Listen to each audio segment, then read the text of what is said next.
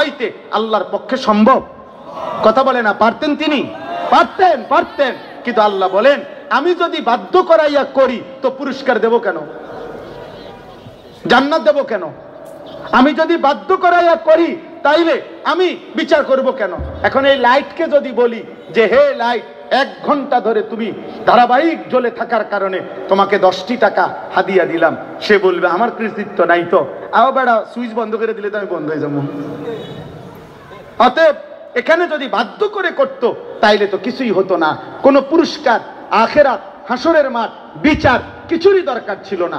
আল্লাহ বলেন, ওয়ালাকিন হাক্কাল কাউলু মিন্নী লাআমলাআন্না জাহান্নামা মিনাল জিন্নাতি ওয়ান নাসি আজমাইন।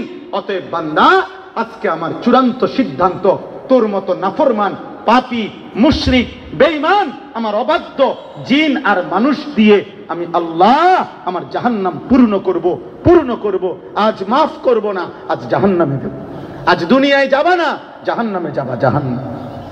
ফাযুকু বিমা নাসিতুম লিকা ইয়াউমিকুম হাদা। আল্লাহ বলেন, ইন্না নাসিনাকুম। হে নাফরমান বান্দা, সেদিন দুনিয়ায় থাকতে কত ইমাম, কত আলেম, কত ওয়াইজের কত কথা আমি বলেছিলাম, কিন্তু তুমি আমার সব কথা, আখিরাতের কথা ভুলে গিয়েছিলে দুনিয়ায় থাকতে। ইন্না নাসিনাকুম। আজ আখিরাতে হাসরের মাঠে আমি আল্লাহ তোমাকে ভুলে গেলাম। যা, ফাযুকু আযাবাল খুলদি বিমা কুনতুম তা'মালুন। সারা জিন্দেগীর নাফরমানির বিনিময়ে অতএব আজকে অনন্তকালের আযাব ভোগ করতে থাকো। নাউযুবিল্লাহ।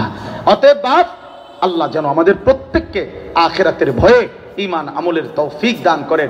যুবক ভাই, কিশোর ভাই, চলো আজকের এই মাগরিব থেকে শুরু হোক আগামীর পরিবর্তন। আল্লাহ তৌফিক দেন, কবুল করেন। সবাই মাগরিবের নামাজ পড়ে আবার যথারীতি বসবেন।